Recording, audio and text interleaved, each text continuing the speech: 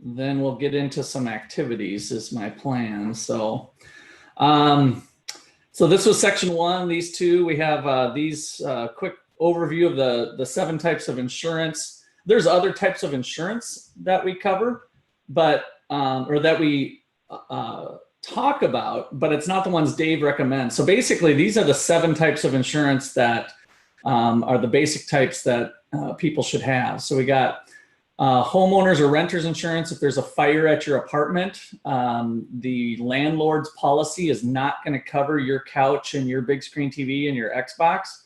You need to have a renter's insurance policy for your apartment if you had that. Auto insurance, we talked about. Health, we're going to do more on that today. Disability insurance. So once you have established a loss of income from a disability, long-term care insurance going into a nursing home when you're older, identity theft protection, and finally life insurance, which is more like death insurance. So those are the areas that we'll want you to be covering. So we kind of walked through this. I wanted to jump to the next sections. Here, section 3 is going to kick off with disability insurance and talk more about that and the long-term care and identity theft. So the videos will take some time walking you through more details about those. And then the last one is an important one with the difference between long-term or term life insurance and whole life. And so this picture here, let me see if I can get this to shrink down. No, it's not shrinking.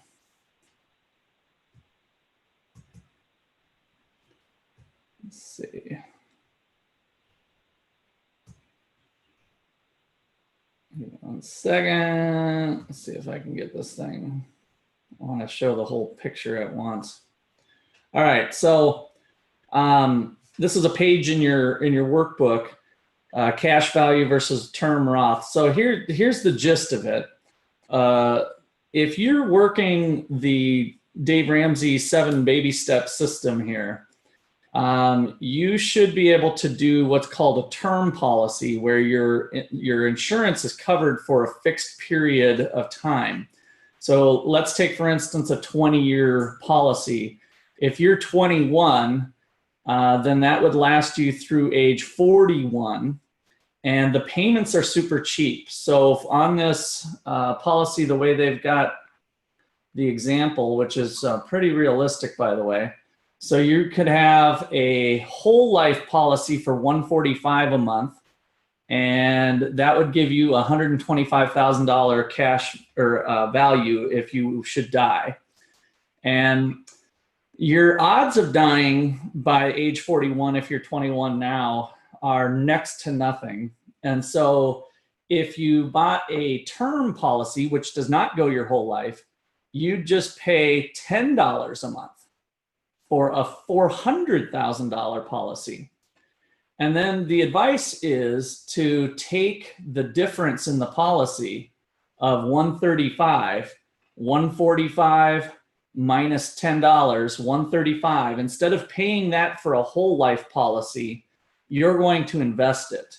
And if we put that into our investing calculator, the graph down here at the bottom shows that that money will grow exponentially by the time you get to age 70. And so at age 50, you have an investment account that has a value of $133,000. The value of the old policy for the $125 or $145 a month policy was $125,000. So you've already surpassed that in a 20-year period by investing the difference. And once again, we're going to get into a situation where we are self-insuring. Self-insuring. So if you guys could open up your chat box.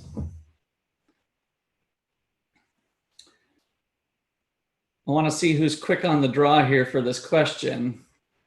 So what is the thing that we talked about Monday of self-insurance? What part of the budget what part of the baby steps is basically self-insurance?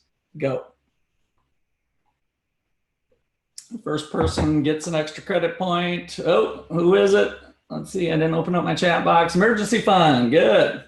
So Xavier, nice work. So emergency fund is the thing that we do to self-insure. And so the lesson that we learned in the first chapters is that if we raise our deductible for our car insurance, perhaps from $500, and remember, that's the money that you pay if you have an accident. If you raise that from $500 to $1,000, your premium, your monthly payment to the insurance company is going to go down.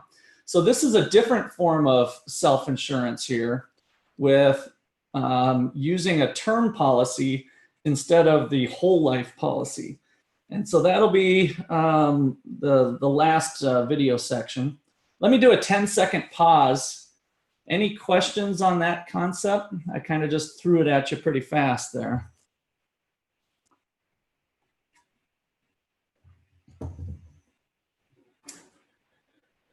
So the $145 a month here, since I used the word premium, that is your premium here for the whole life policy, and $10 a month is your premium for the term policy. All right, that's probably good for that. Enough on that. Let's see here. So that talks about the life insurance, and I think we're probably good. So video sections 3 and 4 is what we'll do for Friday.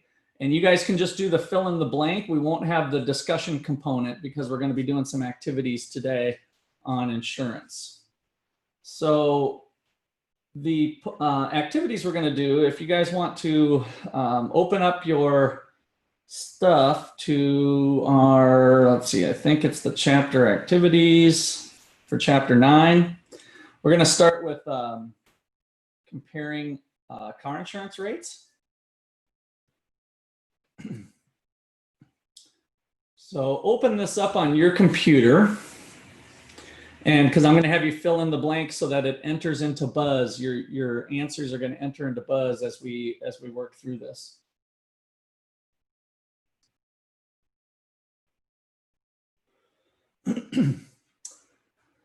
Okay, so here is a example quote for a policy. And so I want to look at some of the content and what drives the amount of the policy. So here, the premium per year is $546. So off to the left, we see we've got a 16-year-old driver, so a high school student, premium of $546 per year. And if you guys can have your chat box ready, what does 0 points mean? So is that good or bad? Do we want to have points or do we want to not have points? What does 0 points mean for this 16-year-old driver? All right, so let's see here. Madrid, good, question mark. Yes, you are right. So as you get speeding tickets or get into an accident, you'll start to earn points, and you don't want points because points means you're going into a higher risk category for the insurance company, and that's going to cause your premiums to go up. So we want to avoid trying to be on the point list there. All right, so let's see. PIP. And somebody want to Google that? PIP insurance. What does PIP stand for? Go ahead and put it on the chat box once you figure out what it stands for. It's an acronym.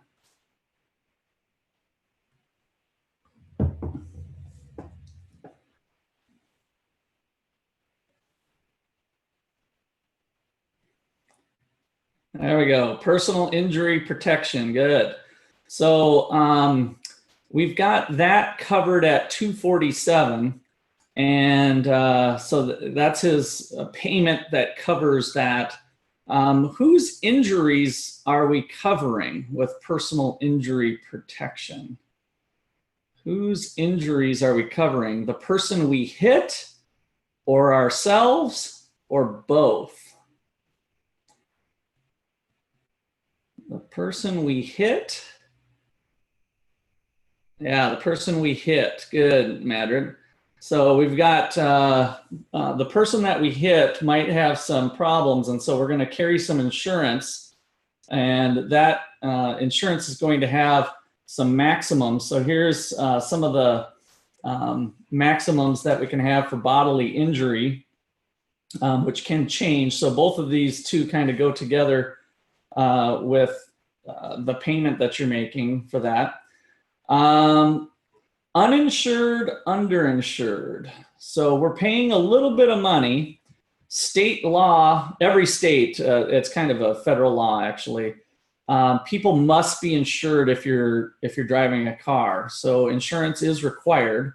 But of course, some people maybe don't have enough insurance. So underinsured means you might have had $150,000 worth of damages. Maybe you ran into a Ferrari or something, and you had coverage. You had a maximum coverage of $100,000 and caused $150,000 worth of damage.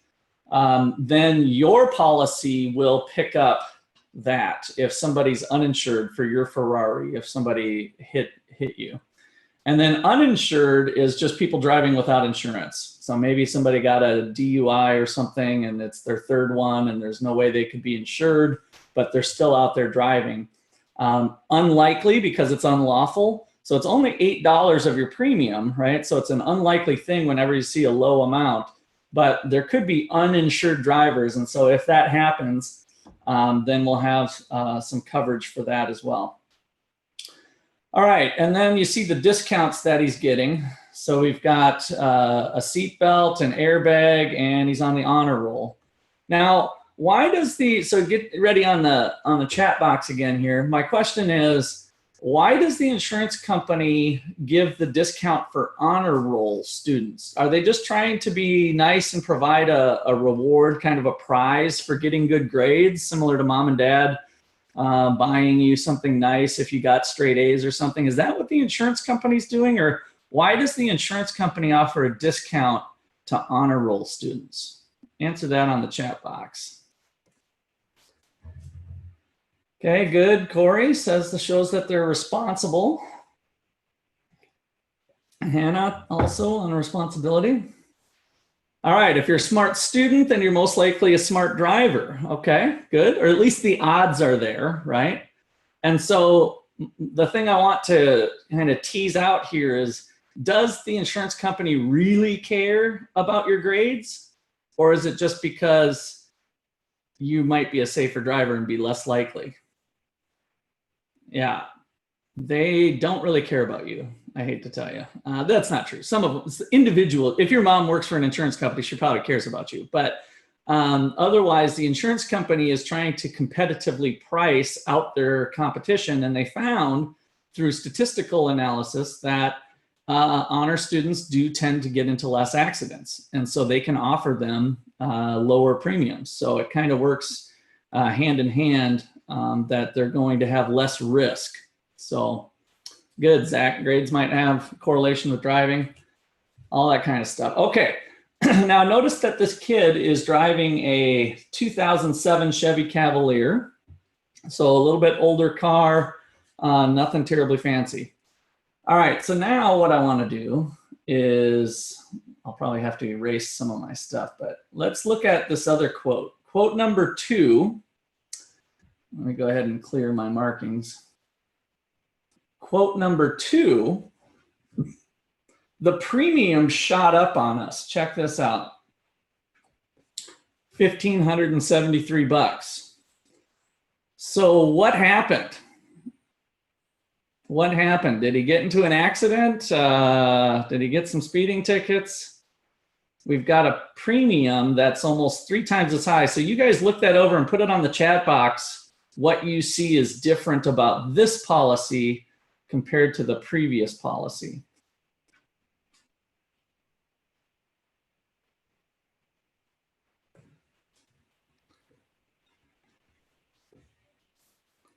And if you're using your own screen, then you can kind of bounce back and forth.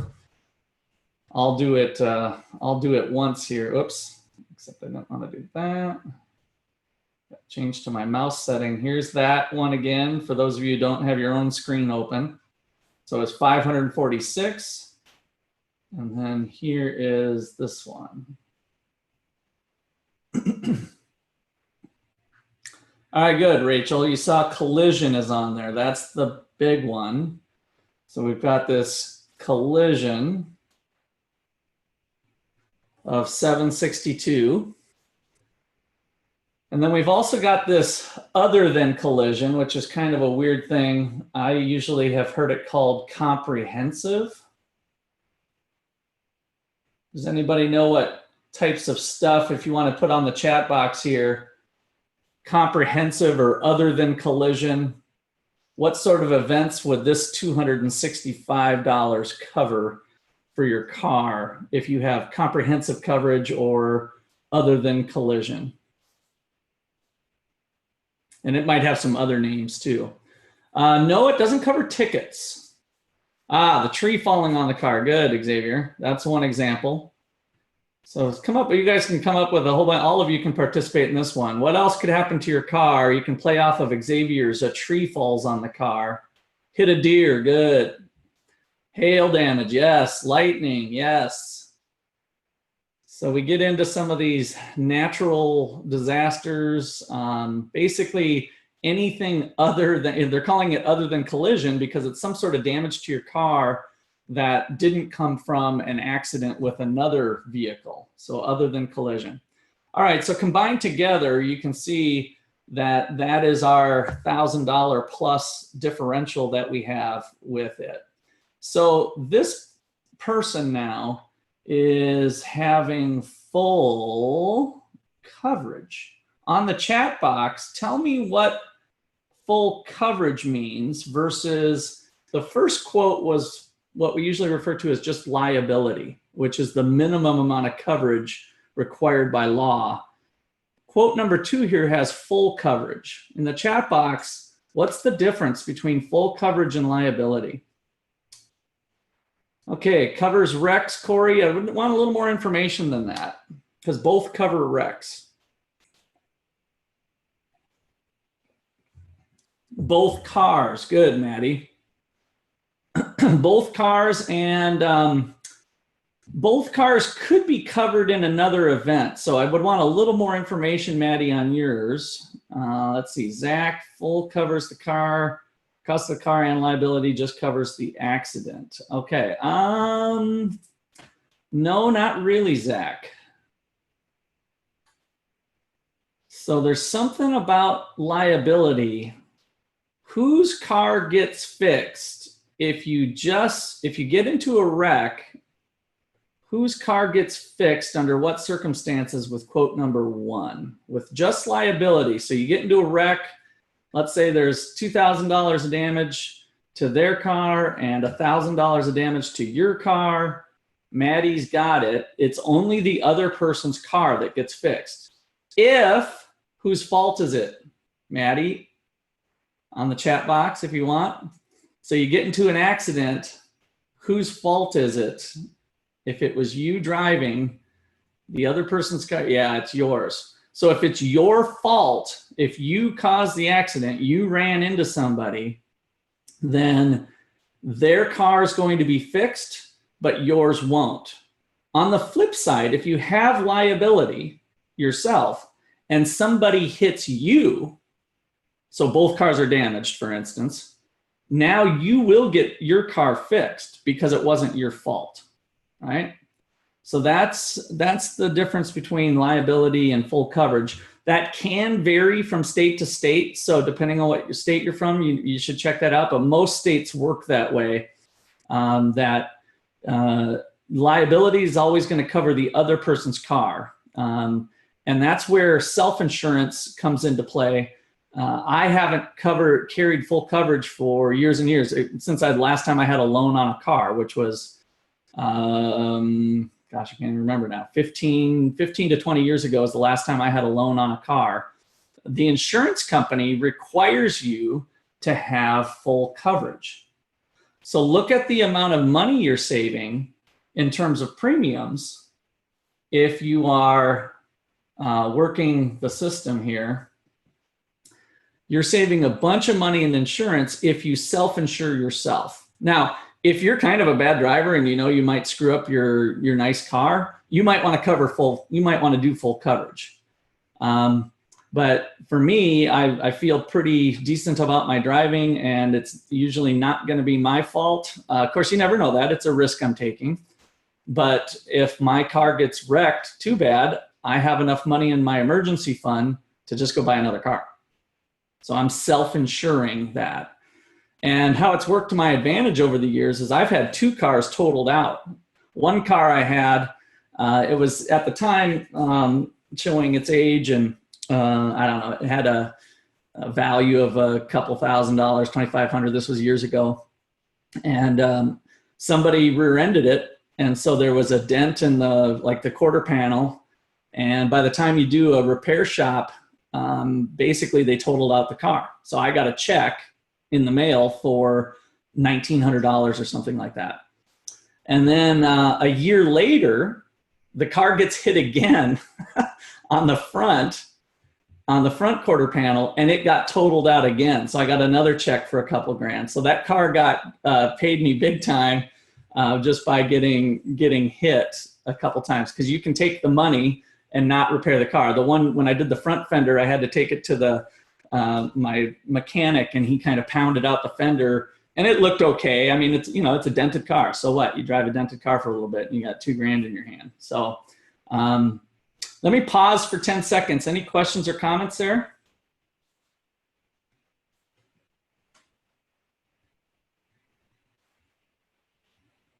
All right.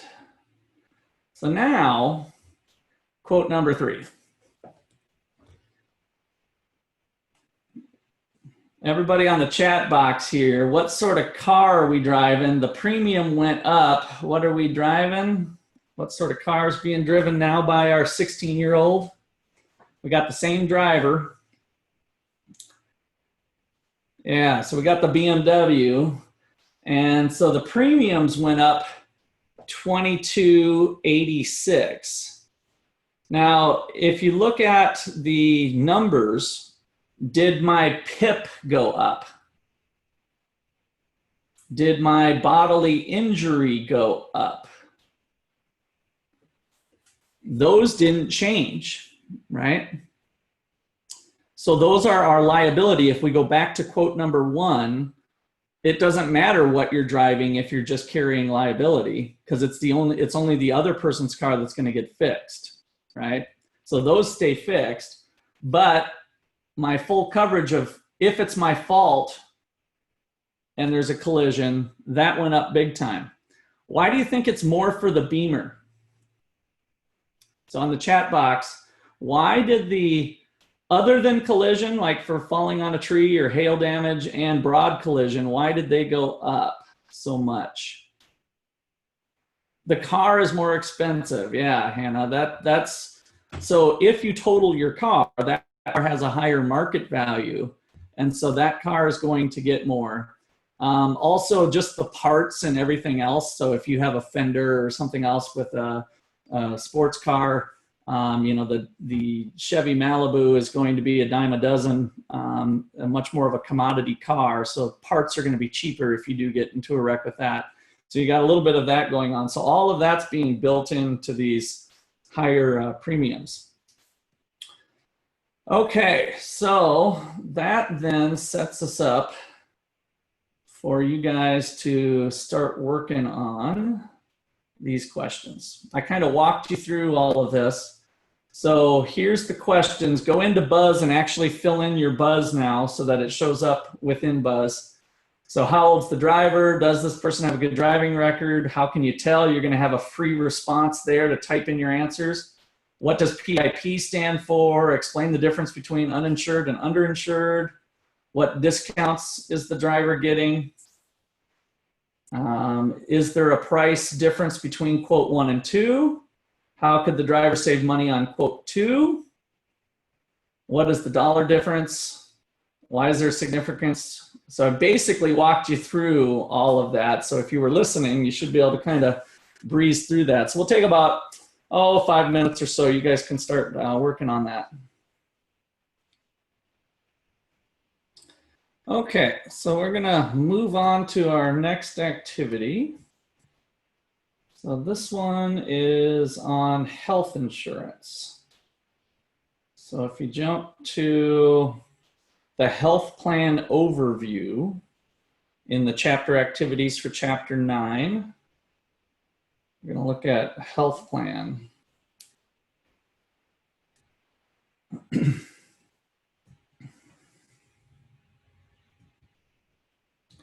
All right, let me shrink this thing back down. There we go. Okay, so on the first page of this, what we're going to be doing is comparing two different health plans.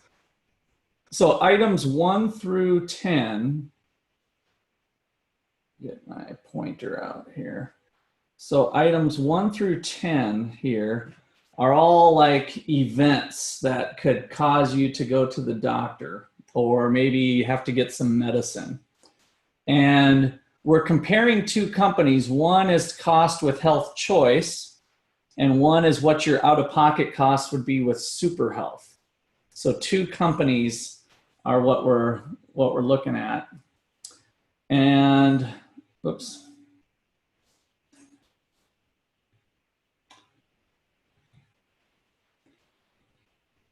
The next sheet has all the stuff for each company. So it takes a little bit of time here, but you kind of got to go through each one. So with the emergency room visit, so something happens and you go to the ER, with Health Choice, you're going to have a $25 copay. You guys have probably seen that, where you go to the doctor and they say, okay, that'll be $25 today, no matter what the cost is of the office visit. So you have a $25 copay to go in and see the doctor. And of course, that can be different amounts. With Super Health, it's 90% of the approved amount after the deductible, 100% of the approved amount for an accidental injury. So if it was by some sort of accident, you went into the emergency room, then it's going to be fully covered. Otherwise, it's going to be 90% of the approved amount after your deductible. So similar to a car deductible, it's something that you have to pay when an event happens. So remember, when we got into our $4,000 car wreck, if we had a $1,000 deductible, the insurance company is going to cut us a check for $3,000. With health insurance, what you're going to do is, if you've got a deductible, which is down here, $250 per calendar year.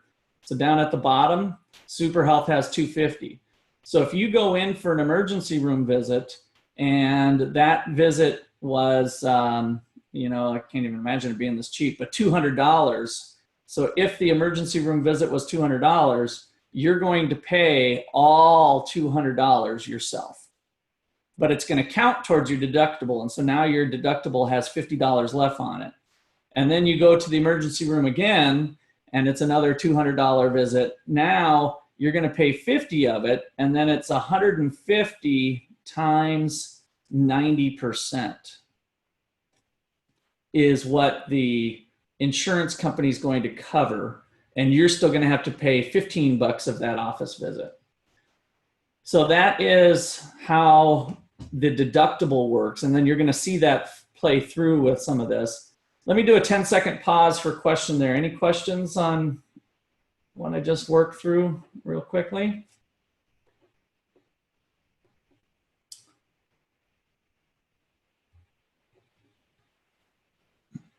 Okay, so urgent care, in network, out of network. So the way the businesses, when they have their insurance deal with, let's say, Blue Cross Blue Shield or United are two of the larger ones in the United States. Blue Cross Blue Shield will negotiate better rates with companies that they're going to send their clients to. So for Ottawa University here in Kansas, my in-network provider for a hospital is Ransom Memorial Hospital, because I live right across the street from it, by the way. That's not the reason, but all of the Ottawa University employees, that is our in-network. Now, if somebody lives up in Kansas City and they get something that happens, they might want to go to their provider that they've always gone to for years, but it's going to cost them more. So it's out of the network.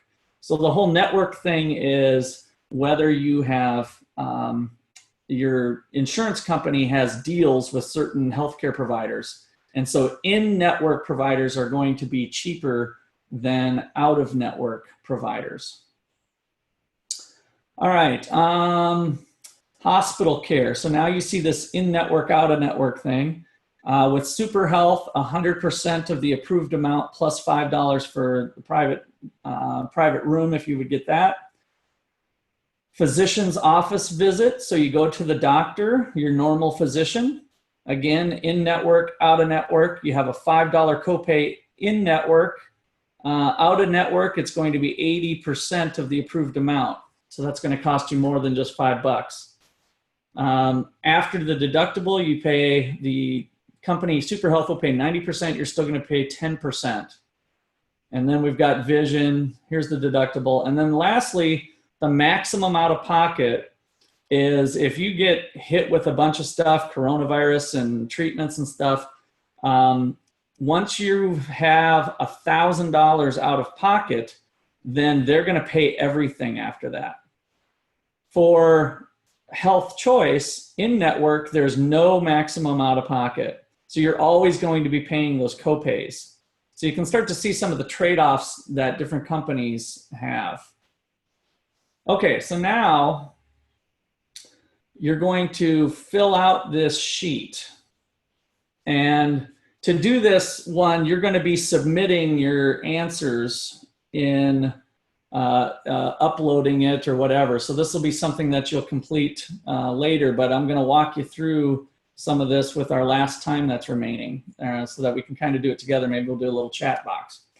So one thing I want to highlight right away is that when we get to 3 through 10, we're going to assume that the deductible's met. So the deductible's met for all the problems that are here, 3 through 10. 1 and 2, we haven't met our deductible yet. So with Health Choice, we have a doctor's office visit for a sore throat and a cough. So we go into the doctor. It's a $95 bill, and we're going to go see our in-network doctor. So what's that going to run us? We need to go back down to here and look at in-house doctor is a physician's office visit. And we've got a $5 copay, 100% of the amount for the initial exam. So we got a $5 copay. Here, it's 90% after the deductible. So if we got to fill in our sheet, these guys are going to run, change color here. So we're going to have $5 here and $95 here. So with this office visit, it's going to be $5 with Health Choice, $95 for Super Health because you haven't met your deductible. In other words, you're paying the full amount. Let me do a 10-second pause for questions.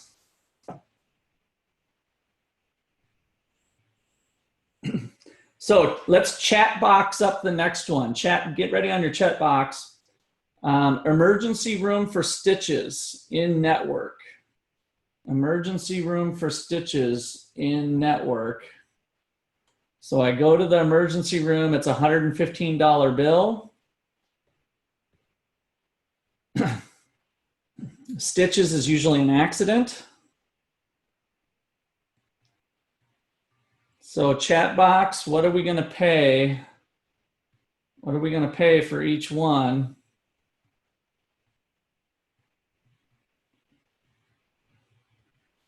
We got a 10, it looks like, from, and 10 for which one, Corey? So we want to think about a $115 bill. What is it for Health Choice? That company. There's the emergency room, Health Choice, Super Health, 100% approved amount for an accidental injury. So Health Choice 10.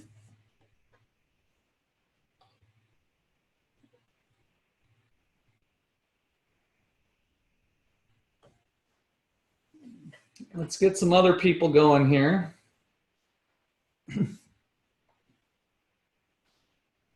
$115 bill, emergency room visit. What are we paying for Health Choice? Corey says 10. I'm not seeing that one. Unless you want to explain. You can unmute and explain if you want, Corey. Yeah, I like where Brooks is going with that. 25. So 25 copay. So with Health Choice, you go to the emergency room and it's an accident, you're going to have to pay 25 bucks. With Super Health,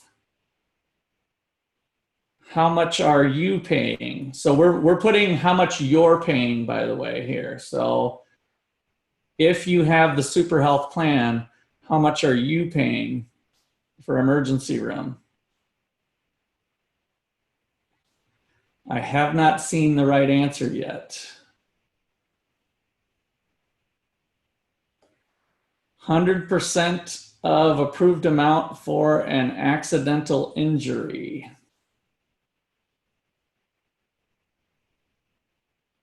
Zero, Rachel, good. So for an accident anyway, they're going to pay 100% if that was there. So that means you will pay zero.